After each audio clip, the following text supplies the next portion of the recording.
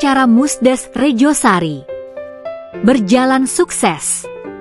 Kebumen, Kriminal Post News.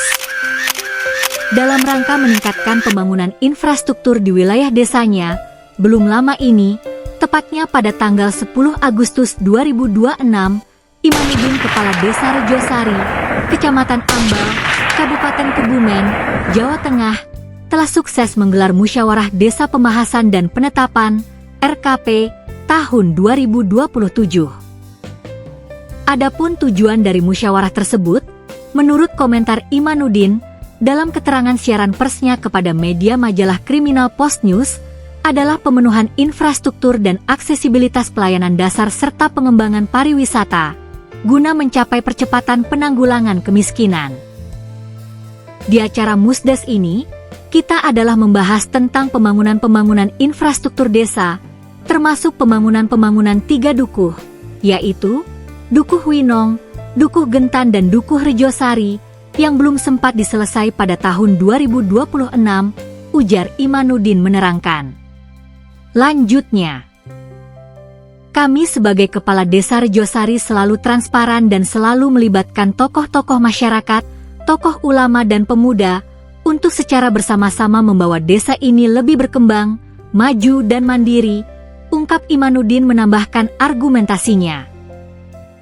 Hadir dalam acara musyawarah desa tersebut antara lain, Kiai Diani Wakil BPD Desa Rejosari, Kiai Umar, Kiai Hotibus, Handri Kadus Winong, Widya Kadus Rejosari, Sunardi Kadus Gentan, Sudarmanto Ketua LKMD Rejosari, Ferry Setiabudi, tokoh pemuda, Fajar Budi Santoso, tokoh pemuda, Rumini, tokoh perempuan, Yenianti, tokoh perempuan, Tibiani, tokoh masyarakat, Muhammad Sutrisno, tokoh masyarakat, Suparman, Ketua Karang Taruna juga Ketua RW 04, dan lain-lain yang tidak bisa disebutkan satu persatu di sini.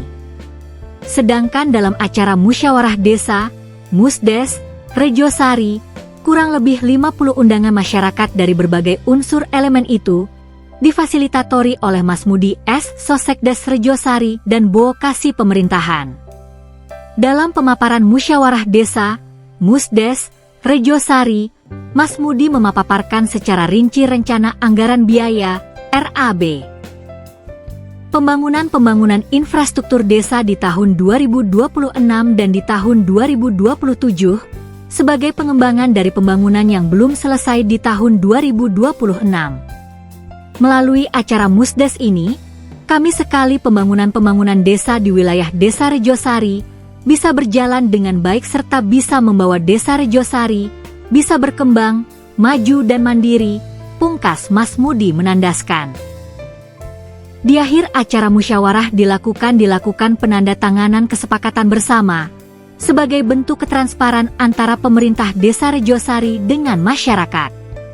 Untuk lebih jelasnya, mari kita simak cuplikan acara musyawarah Desa Rejosari, Kecamatan Ambal, Kabupaten Kebumen, yang berhasil dirangkum oleh media majalah Kriminal Post News.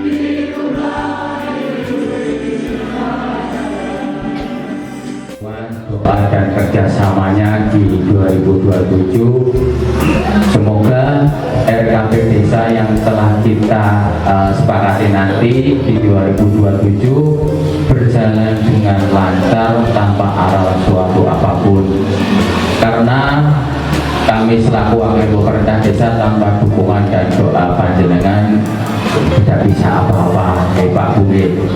Ya, mungkin dari saya cukup sekian. Bila banyak tutur kata yang kurang berkenan di hati panjenengan, saya mohon maaf yang setulus-tulusnya. Billahi taufik wal hidayah. Assalamualaikum warahmatullahi wabarakatuh.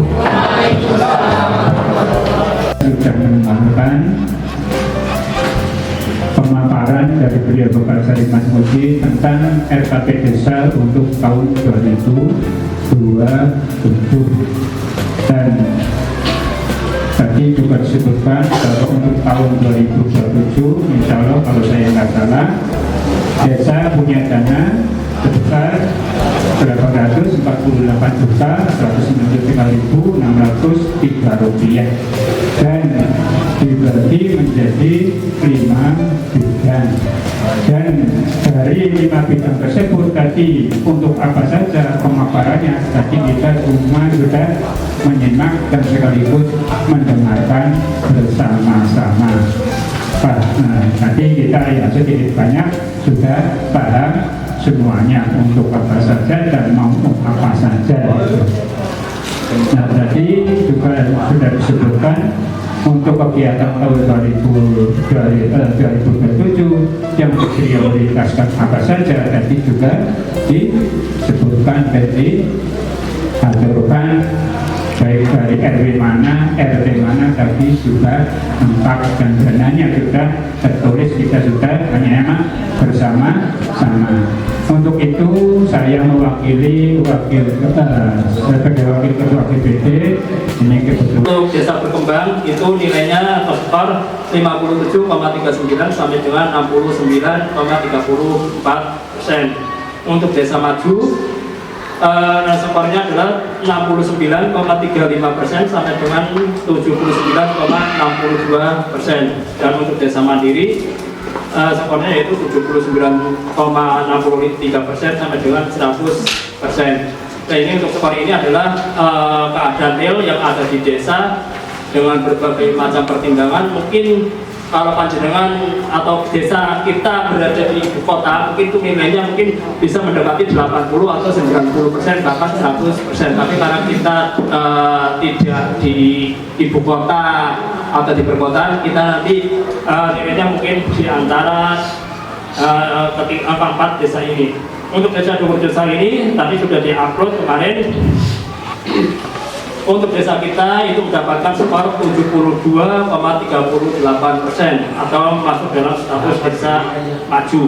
Ini sudah aman karena kalau desa berkembang itu nanti tuntutannya juga akan semakin lebih banyak, dan ketika desa mandiri itu juga kalau kita mengisinya tidak real nanti akan terjadi permasalahan lain yang mungkin akan ditimbulkan. Dari skor 72,38% mungkin kami uraikan. Salah satunya ini poin nomor 1 adalah layanan dasar. Layanan dasar itu mencakup untuk dimensi pendidikan. Kita tahu di desa Dukuh ini sudah ada PAUD, TK, DWK atau kita sendiri itu dapat KIS tapi tidak tahu karena sekarang mulai tahun 2024 kalau nggak salah kemarin itu sekarang untuk KIS itu sudah tidak pakai kartu, itu hanya KIS.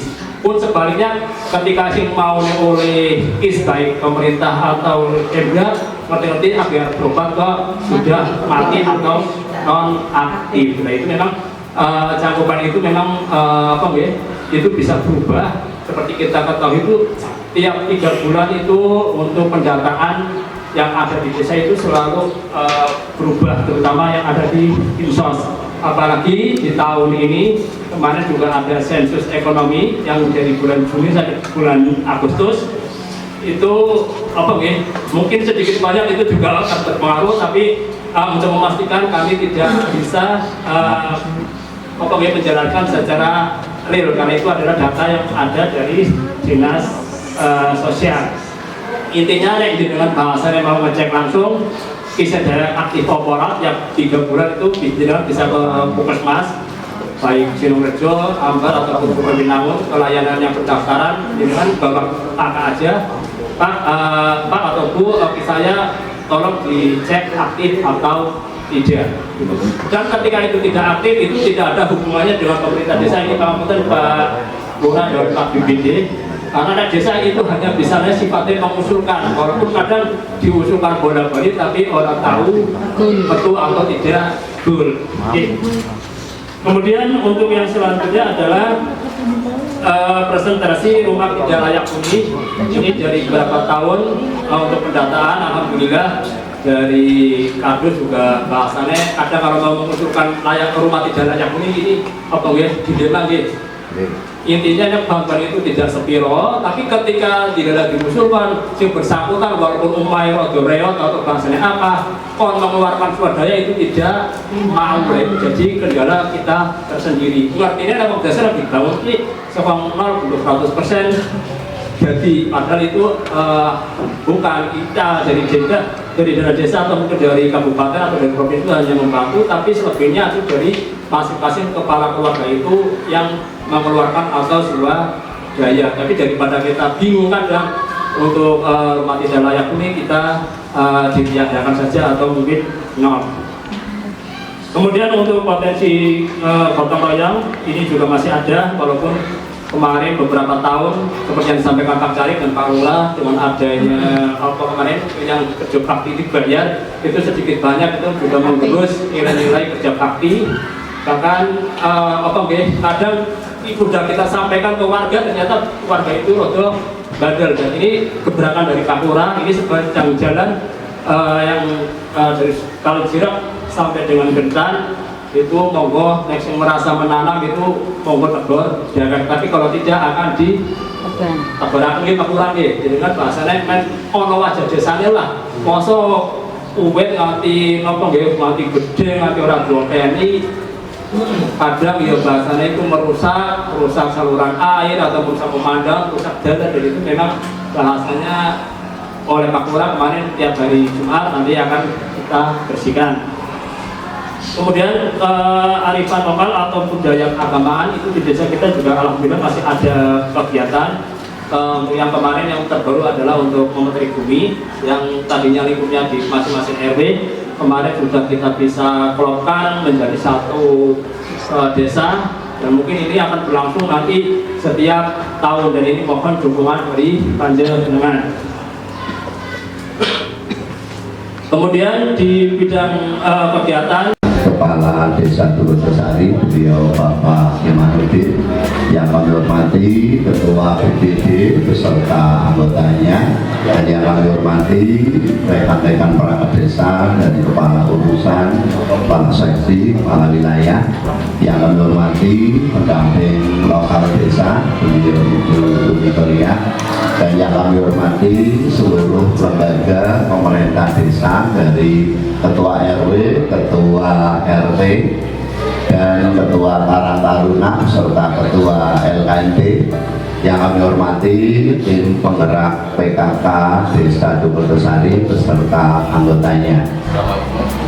Yang pertama-tama, marilah kita senantiasa memanjatkan puja puji syukur kepada Allah Subhanahu wa Ta'ala yang telah melimpahkan rahmat hidayah inayahnya kepada kita semua, sehingga alhamdulillah kita dapat berkumpul, bertatap muka, bermuajahah, bersilaturahim di aula Balai Desa Turutesari ini dalam rangka musyawarah penetapan rencana kerja pemerintah desa tahun 2027. Dan mudah-mudahan kehadiran kita di sini tercatat amal kebaikan, amal silaturahim, amal yang selalu diridhoi oleh Allah Subhanahu wa Ta'ala. Amin Allahumma amin. Rahmat dan salam tidak lupa senantiasa kita sanjungkan kepada beliau kita Nabi Muhammad SAW yang selalu kita nantikan syafaatnya bila dunia dan akhirah, dan mudah-mudahan yang hadir di sini tergolong tercatat umat yang akan menerima syafaatnya di yaumul qiyamah. Amin Allahumma amin. Bapak Ibu yang kami hormati, yang pertama saya atas nama Pokja Desa Turutesari terkait dengan rencana kerja pemerintahan Desa Turutesari yang alhamdulillah kemarin di tanggal 22 sudah kita bahas terkait dengan rencana kerja pemerintah Desa Turutesari, dan mudah-mudahan di tanggal ini nanti bisa kita tetapkan secara bersama-sama. Dan tadi juga sudah disampaikan oleh beliau Bapak Kepala Desa bahwasanya pemerintah desa itu tanpa dukungan dari panjenengan semua tidak bisa berbuat apa-apa. Kebaikan pemerintah desa, kemajuan pemerintah desa itu harus ada kekompakan dan kebersamaan. Itu diantara kita selaku warga masyarakat dengan pemerintah desa Dukuh Rejosari. Langsung saja terkait dengan waktu, karena sudah begitu siang, terkait untuk rencana kerja pemerintah desa Dukuh Rejosari. Sebelum nanti kita tetapkan, terlebih dahulu akan saya sampaikan untuk asumsi anggaran tahun 2027. Anggaran APBD tahun 2027 itu direncanakan dengan anggaran 848.193.603 rupiah. Adapun dana itu didapat dari mana saja? Yang pertama yaitu dari dana desa itu 308.324.000 rupiah. Terus dari ADD alokasi dana desa 388.613.375 rupiah. Terus dari bagi hasil pajak dan retribusi itu 46.256.228 rupiah. Terus dari bantuan keuangan kabupaten atau daerah itu 27 juta. Terus dari PAD itu 79 juta. Total asumsi anggaran itu 848.193.603 rupiah.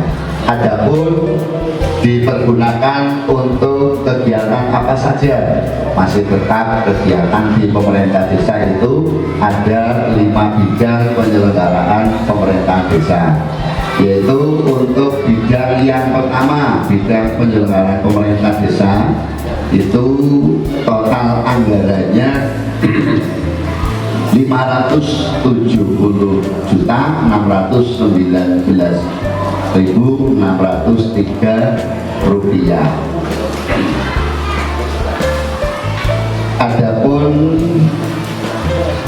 jenis-jenisnya yaitu dari DD itu 77.750.000 rupiah. Terus dari ADD 385.375.000. Terus dari bagi hasil pajak itu 46.256.228 rupiah. Bantuan keuangan 27 juta. Terus dari PADES 32 juta. Adapun subbidang kegiatannya yaitu yang pertama untuk penyediaan penghasilan tetap dan tunjangan kepala desa selama 1 tahun 41.549.600 rupiah. Untuk penyediaan penghasilan tetap dan tunjangan perangkat desa itu 1 tahun 286.309.800 rupiah. Terus untuk penyediaan jaminan sosial bagi kepala desa dan perangkat desa itu 19.827.672 rupiah. Terus untuk penyediaan operasional pemerintah desa ATK honor PPKPD dan BPPKD itu upaya pitulas kilo Pak ya seperti orang Pak Supar lah. Terus ngerti-ngerti berhenti ya Pak Supar bisa Medan gitu seperti itu. Oke, kiranya itu sakit dipahami, sakit ditapi terkait dengan tadi. Oke, monggo dilanjutkan untuk penandatanganan Mas Ojen.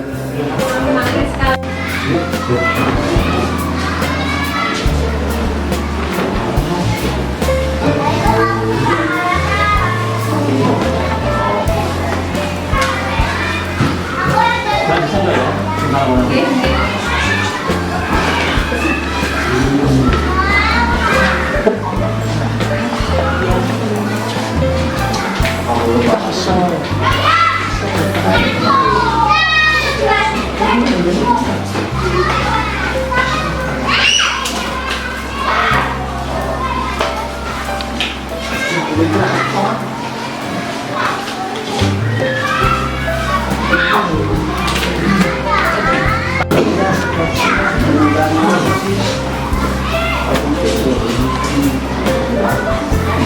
piring,